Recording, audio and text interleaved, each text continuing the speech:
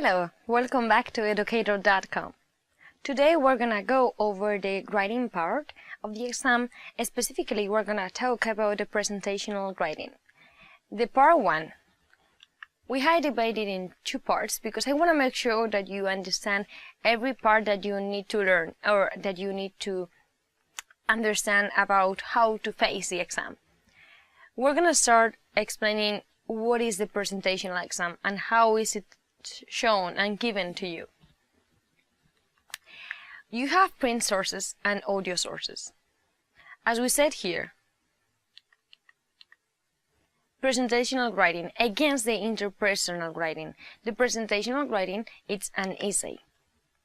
What do you have to expect from this exam, from this part of the exam? They are gonna give you a chance to showcase your ability to communicate in Spanish speaking, in Spanish language, to showcase your skills, not only to express yourself by a writing way, but also by a Spanish writing way. Then what do you have to do here? What is going to be given to you? It's going to be given a general question that is going to be proved by different sources.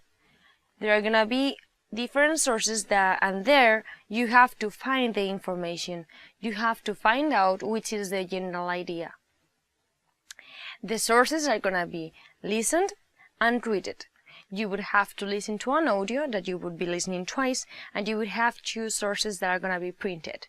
There are going to be an article, and there are going to be a table and a graph. You have to pay attention to conventions, to proper language and orthography, use rich vocabulary, proper grammar, correct grammar, and cultural references. Because this not only happens in the presentational writing, but also happens in the interpersonal writing. It's important. This part here is one of the rubrics in order to score high. It's always very important that you keep in mind that you are proving your skill to communicate, and communication is not only saying simple words, it's saying those words probably in compound sentences with rich vocabulary, describing properly and giving information with right punctuation and orthography. As I told you before, we're going to have this information, the general questions, coming out from different sources. These sources are going to be 2 printed sources. You would have 6 minutes to go over them. Then you would have 8 minutes to listen to the audio twice. You would have to be able to collect as much information as possible from these 2 different sources in order to create your essay in the future.